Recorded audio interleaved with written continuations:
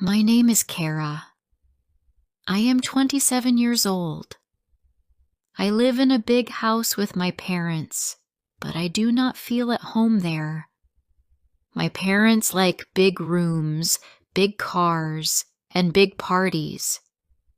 They think money can fix everything. They think money can give peace. But I know it cannot. Every week they plan a new event. Every week they invite many rich people. Every week they say the same thing to me. Look perfect, smile, and make us proud. I hear these words again and again until I feel tired inside. One morning I woke up and saw 10 messages from my mother. She wrote, "Remember the party tomorrow. Many important guests will come. Be ready." My head felt heavy. I sat on my bed and looked at the screen.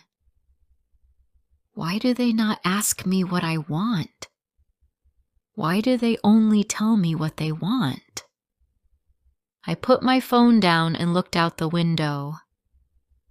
The sky was bright and soft, but my heart was not.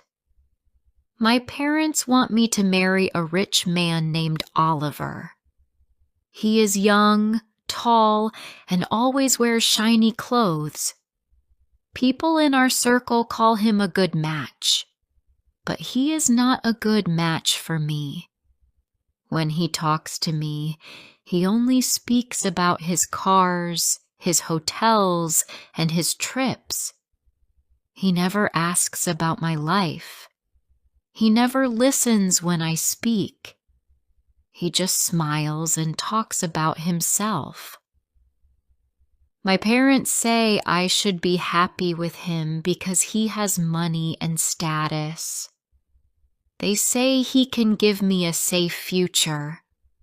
But I do not want a safe future if it is empty. I want someone who stays with me because he cares, not because it looks good in photos. My father always says, "You will thank us later." My mother says, "You do not understand life yet." Every word makes me feel small. I want to make my own choice. I want to choose love, not fear. But in my house, my voice seems too quiet. That afternoon, I sat in the living room while workers prepared things for the party. They moved chairs, carried lights, and talked about the menu. Everyone was busy except me. I felt like a guest in my own life. Then something strange happened. A thought came to me fast and strong. I wanted to smile, but I tried to hide it. What if I play a small trick? Just one. What if I bring someone to the party and surprise my parents? Maybe then they will stop telling me what to do. Maybe then they will see I have my own mind. But who could help me? I did not want someone from my world. I wanted someone different, someone who would not fear my parents or act like them. I left the house and walked to the park near the main road. The air was warm and soft. Children were playing on the grass. Birds were moving near the trees. I walked to the small pond in the center of the park. Then I saw him. A man sat on a bench near the water. His clothes were old and a little dirty. His shoes looked worn. He held a small bag beside him. He looked calm and quiet. He was not asking for money or food. He was just sitting and looking at the pond as if the world did not push him the way it pushed me. For a moment I wanted to walk away, but something told me to stay. I looked at him again. He looked back. His eyes were dark, but soft. I felt something. Maybe not fear, not worry, but curiosity. I walked closer and said, "Hello." He looked surprised. I think people do not speak to him often. I took a deep breath. My voice felt strange, but I said, "I need help." He said nothing, but he listened. I told him there was a party tomorrow. I told him my parents wanted me to spend the night with Oliver. I told him I did not want that. Then I said the idea out loud for the first time. "I want you to come with me. Please pretend to be my boyfriend for one night."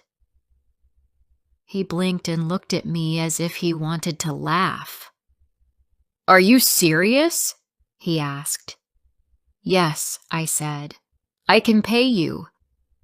I only need one night." He stopped smiling. His face became calm again. "Why me?" he asked. I looked at the pond and said, "Because you are not from my world. You will not try to impress anyone. You will not try to act rich. You will just be you." He looked at me for a long moment. Then he said, "If you are sure, I can help." My heart jumped. I felt a strange mix of fear and joy. I thanked him and gave him the time and address. He told me his name was Milan. It was a simple name. I liked it. The next day passed slowly. I told my driver to pick Milan up from the park. When the car reached my house, 2 assistants looked at him with wide eyes. They whispered to each other. One said, "Who is that? His clothes look terrible." I said, "He is my guest. Please help him prepare." They took him inside. I heard them talk about hair, clothes, and shoes. I could feel their confusion, but for the first time in a long time, I felt calm. Hours later, I was waiting in my room when I heard a knock. I opened the door. My mouth almost opened in shock. I did not recognize him at first. Milan now wore clean, simple clothes. His hair was neat, his shoes were new, but more than all that, his face looked fresh and bright.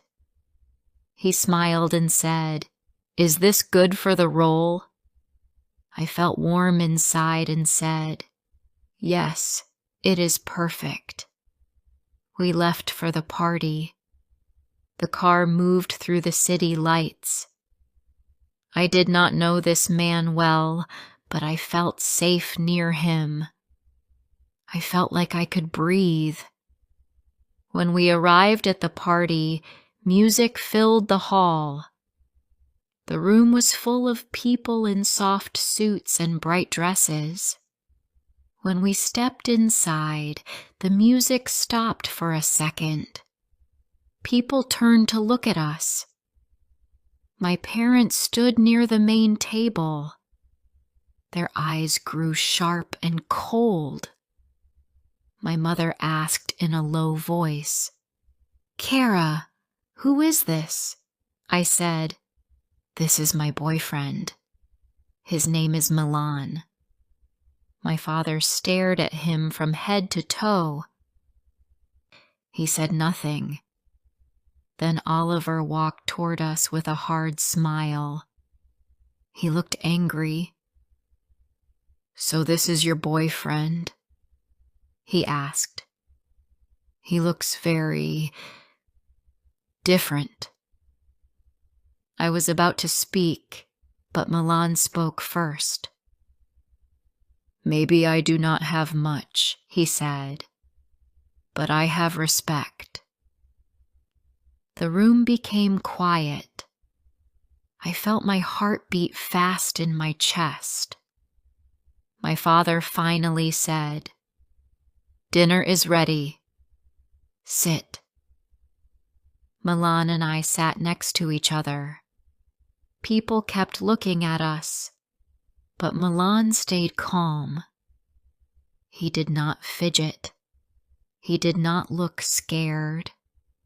He just sat with quiet eyes, as if he belonged there. But the calm did not last. Oliver came to our table again. His face was red now. He said, "You think this man can replace me? You are making a joke, Kara." Before I could answer, my father said, "Enough. Come with me."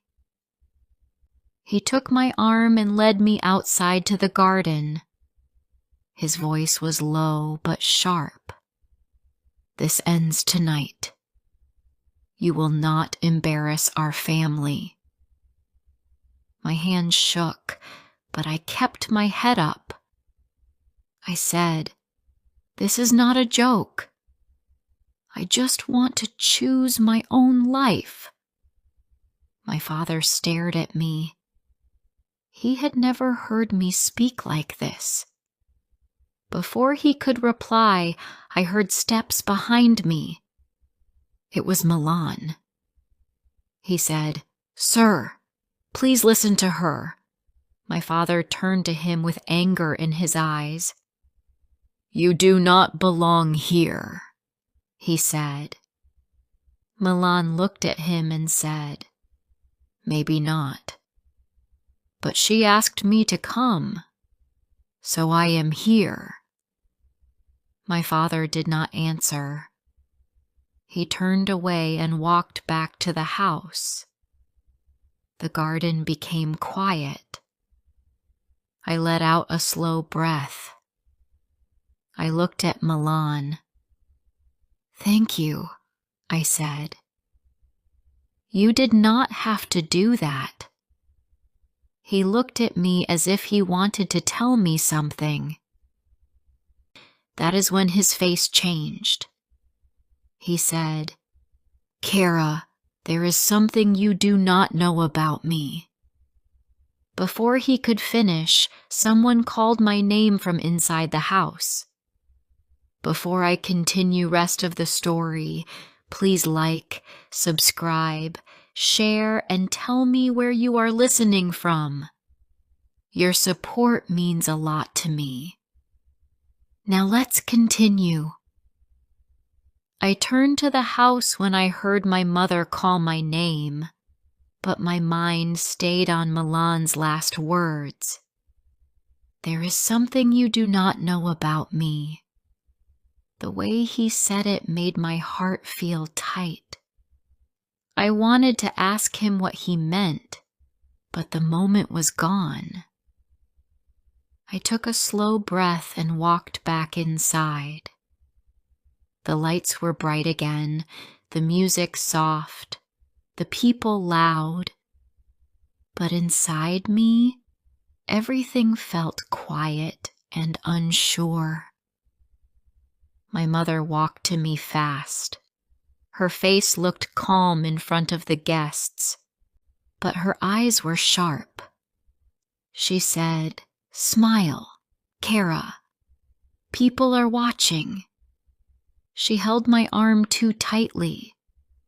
I pulled my arm away and said, "I am fine." Then she looked past me, toward Milan, who was still standing near the door. Her face changed again. She whispered, "You must end this. Not now. Not ever. Bring that man near us and you will destroy our name." I felt a wave of heat in my chest. For years I stayed silent. For years I said nothing. But tonight, something in me changed. I said, "He is not hurting anyone. He is my guest." My mother looked shocked. She opened her mouth to speak, but a group of guests walked by, so she smiled again like nothing was wrong. She said, "We will talk later." Then she moved away. I stood alone for a moment. I looked at the room. People whispered to each other and stared at Milan. Their eyes were full of questions. Who is he? Why is he here? How does he know her? I felt sad. Why do people think only money makes a person important? Why do they judge before they listen? Milan walked toward me. His steps were slow and calm. He said, "Are you okay?" I nodded, but he saw the truth in my face. He said, "Your parents are angry. I can leave if you want." I shook my head. "No. Stay. You did nothing wrong." He looked down for a moment, then back at me. He said softly, "You are stronger than you think." We went back to our seats. People still stared, but I tried to ignore them. A waiter brought food to our table. Milan thanked him with a warm smile. I saw the waiter's eyes soften. Someone in this room finally treated him like a real person.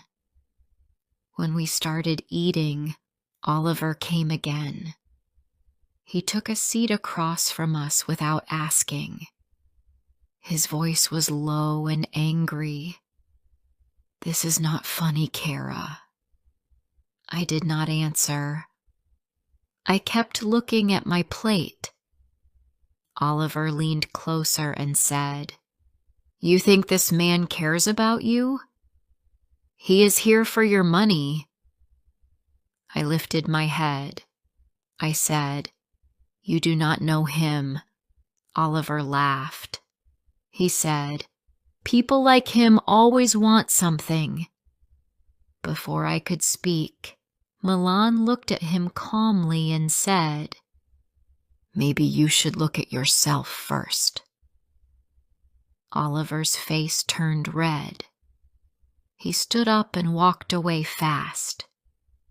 People looked at him, then at us, then whispered even more. I felt my face warm with stress, but Milan stayed steady. After dinner, some guests went outside to the garden. Some danced. Some took photos. I wanted a moment alone, so I walked toward the back door. Milan followed me a few steps behind, giving me space but staying close enough to help if something happened. I liked that. It made me feel safe, not controlled. Outside, the air was fresh. The lights in the garden were soft and warm. I sat on a small bench near a tall plant. Milan stood near me, waiting quietly. I looked up at him and said, "You wanted to tell me something earlier. What was it?" He sat down slowly beside me. His hands were on his lap. His voice was low. "I was not always like this," he said. I looked at him, confused.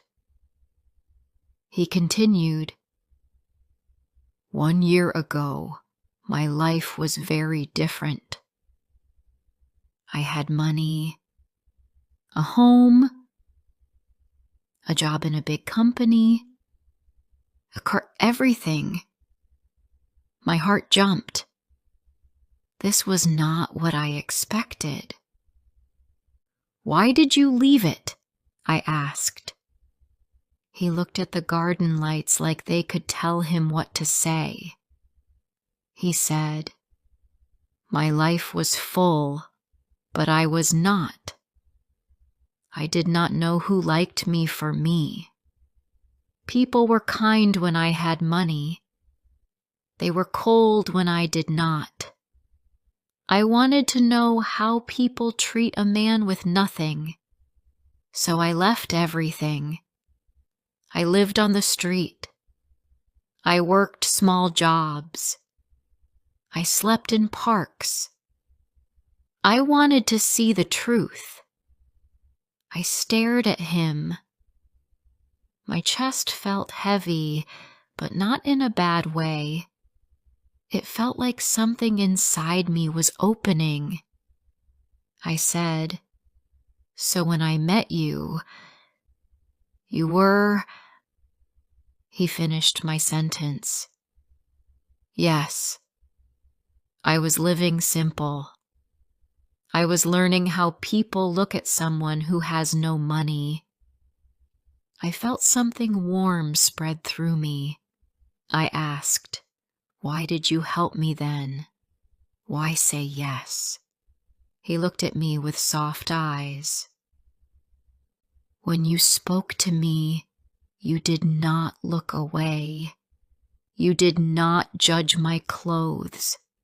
You did not speak with fear or pride. You were just real.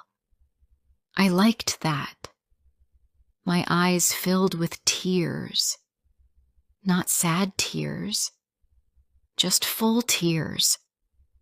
I said, "But why did you not tell me earlier?" He smiled gently.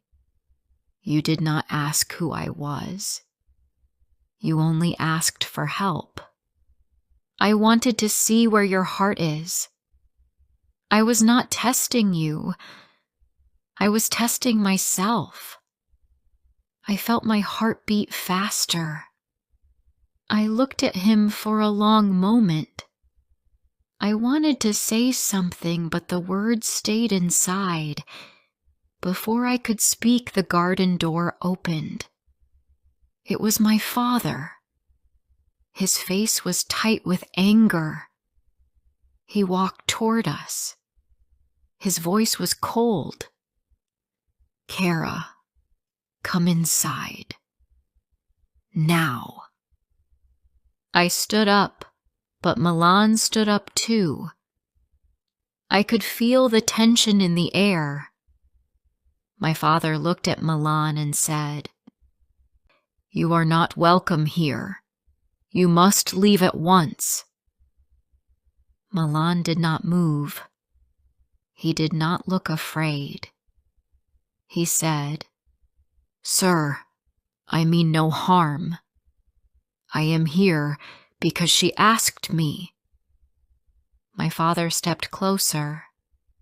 His voice became louder. "Leave. Now." My breath shook. I wanted to speak, but fear held my mouth. I felt small again. I felt like the same girl who never had a voice. But Milan stood calm beside me. He did not raise his voice. He did not step back. He said, "She is not a child. Let her speak." And that moment, something inside me changed again. I took a slow breath. I looked at my father, and I finally spoke. But the night was not over. The truth was coming, but not yet. Not here. I looked at my father. My hands were shaking, but this time I did not hide them.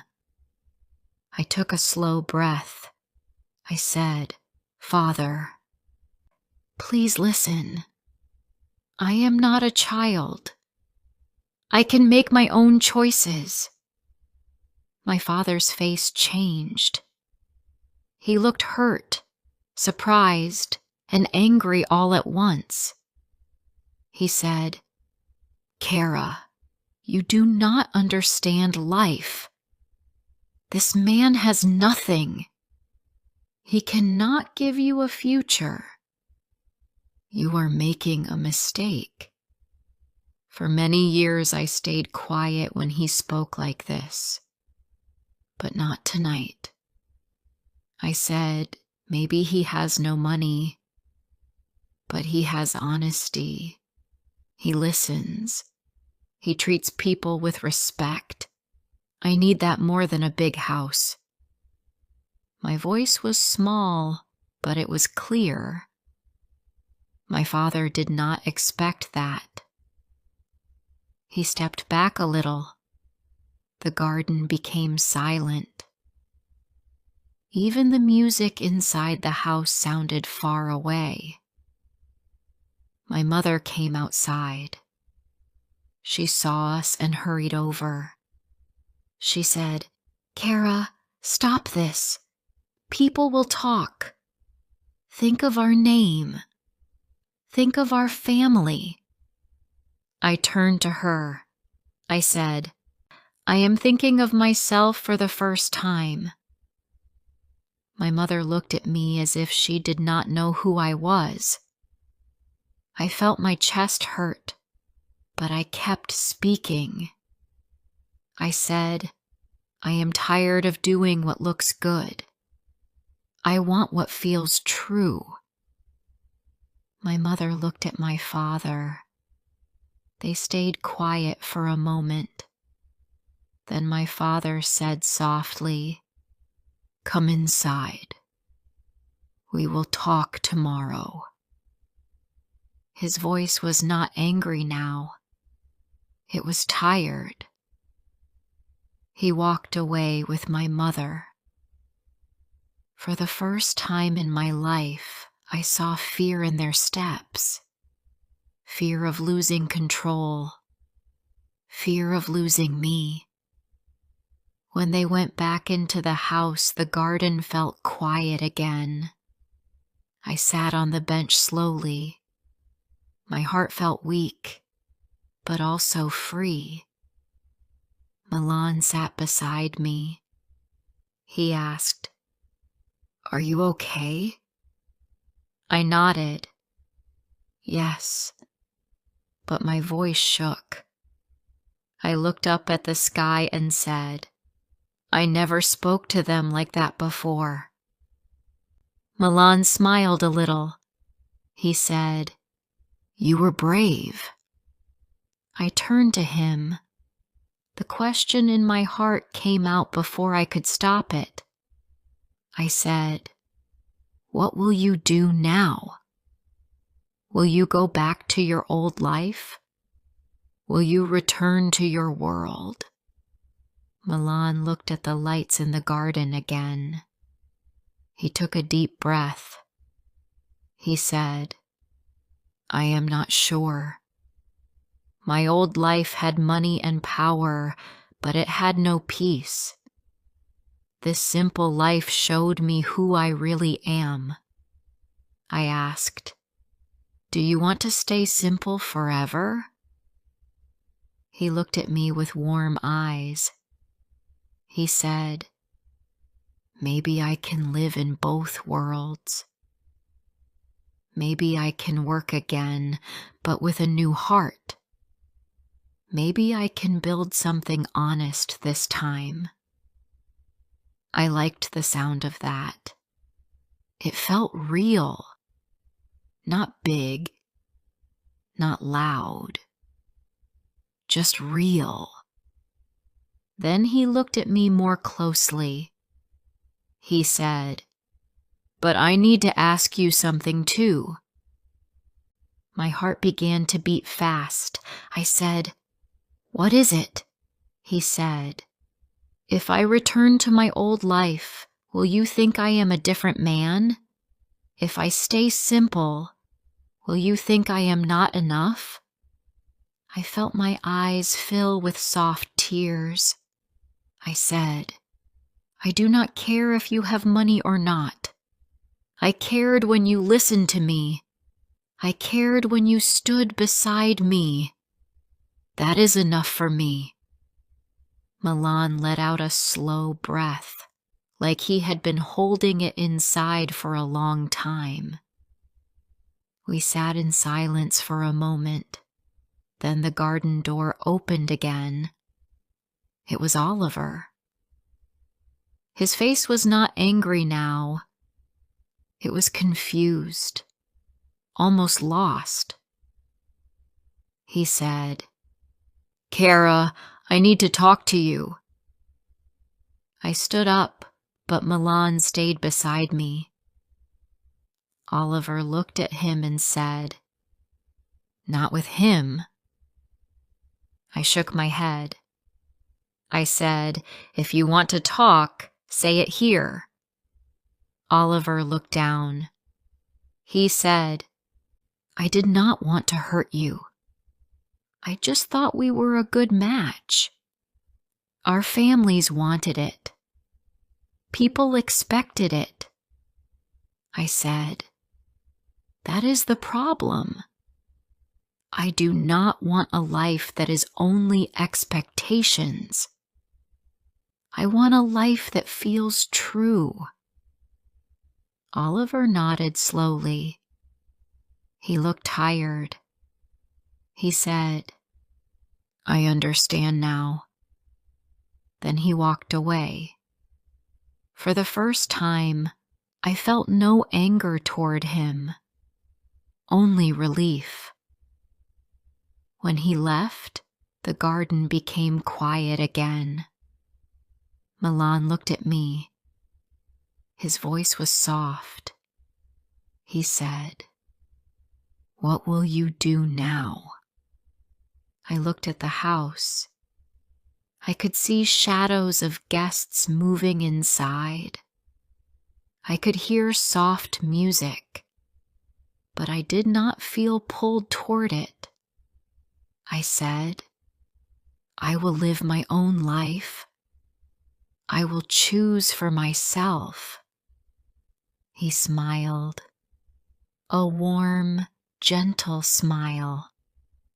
He said, "Then you already took the first step." We walked toward the main gate of my house. The night air was cool and soft. When we reached the gate, he stopped. He said, "If you want me to stay in your life, I will. If you want me to go back and build a new path, I will do that too. Just say the word." I looked at him. This man, who had nothing when I met him, gave me something no one else ever gave me. Choice, freedom, respect. I said, "Stay. Let us see where life takes us. One day at a time." Milan nodded and took my hand. Not tightly, not with fear, just with quiet trust. We walked into the night, away from the noise, away from the old rules, away from the life others planned for me. I did not know what future waited for us. But I knew one thing. For the first time in my life, the choice was mine. Thank you for listening to this story. If you enjoyed this story, please like the video and subscribe to